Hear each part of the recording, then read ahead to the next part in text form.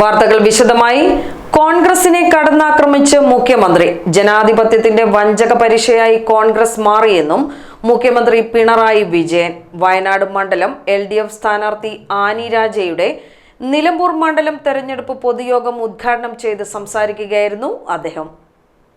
രാജ്യത്തിന്റെ ഭാവിയുടെ കാര്യത്തിൽ ഏറ്റവും പ്രാധാന്യമുള്ള ഒന്നാണ് പാർലമെൻറ്റ് തിരഞ്ഞെടുപ്പ്. ഭാവി ഭാഗതയെ നിർണ്ണയിക്കാനുള്ള തിരഞ്ഞെടുപ്പ്. നേരത്തെ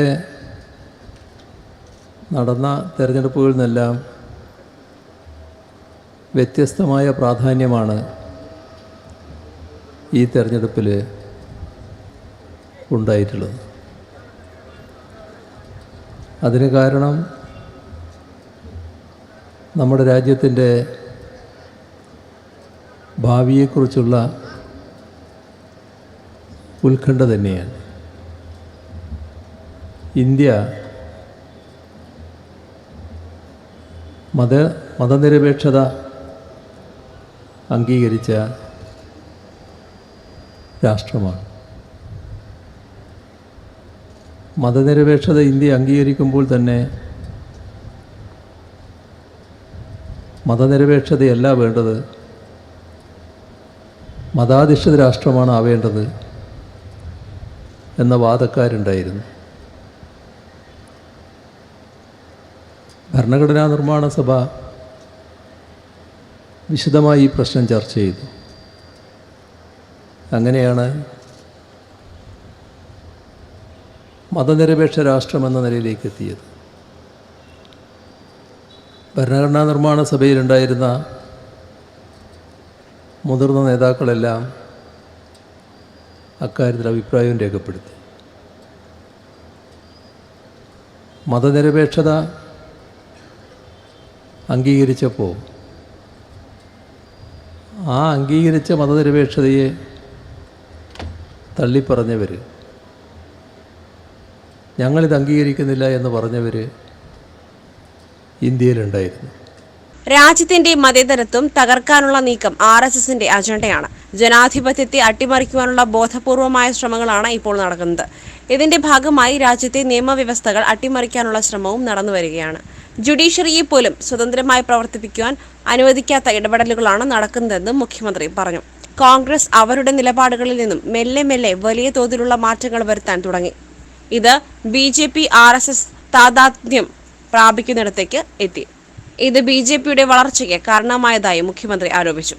ഇവിടെ നാം ഓർക്കേണ്ട ഒരു കാര്യം, എങ്ങനെയാണ് BJPക്ക് ഈ രീതിയിൽ വളർന്നു വരാൻ രാജ്യത്ത് കഴിഞ്ഞത്? ആ കാര്യം പരിശോധിച്ചാൽ നമുക്ക് കാണാൻ കഴിയുന്നത്, ഒരു കാലത്ത്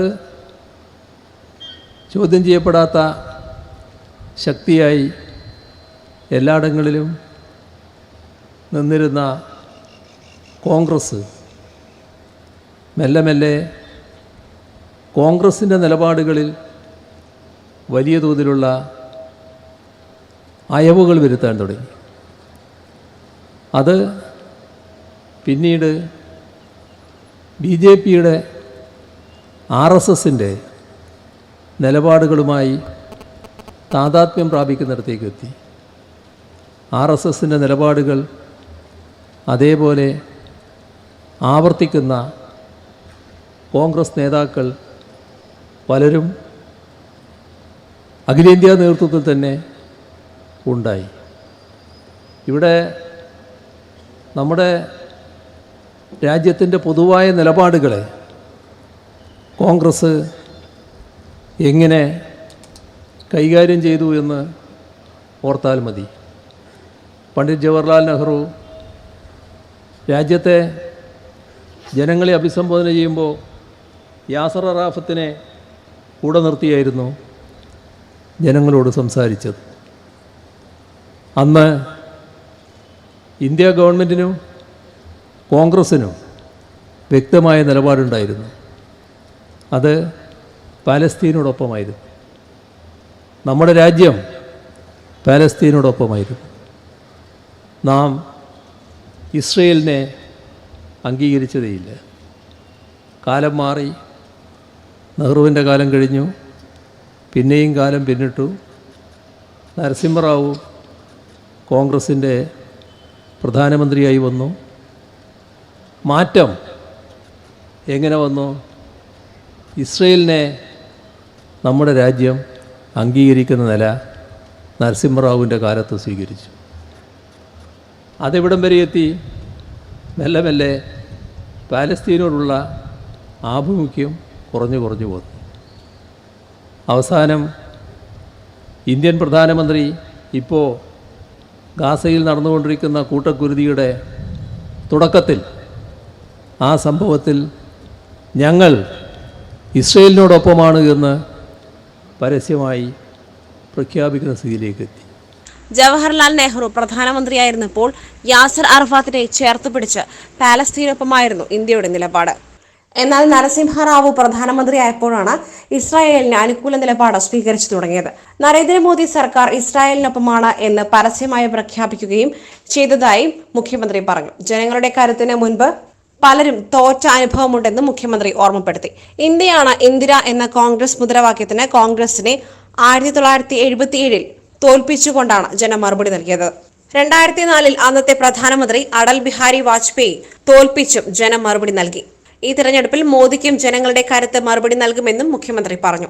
BJPയെ അധികാരത്തിൽ കൊണ്ടുവരുന്ന ഒരു വിഭാഗമായി കോൺഗ്രസ് മാറിയെന്നും മുഖ്യമന്ത്രി പറഞ്ഞു. വയനാട്ടിൽ ആനി രാജയ്ക്കെതിരെ മത്സരിക്കുവാൻ രാഹുൽ ഗാന്ധി തയ്യാറായതിനെയും അദ്ദേഹം വിമർശിച്ചു.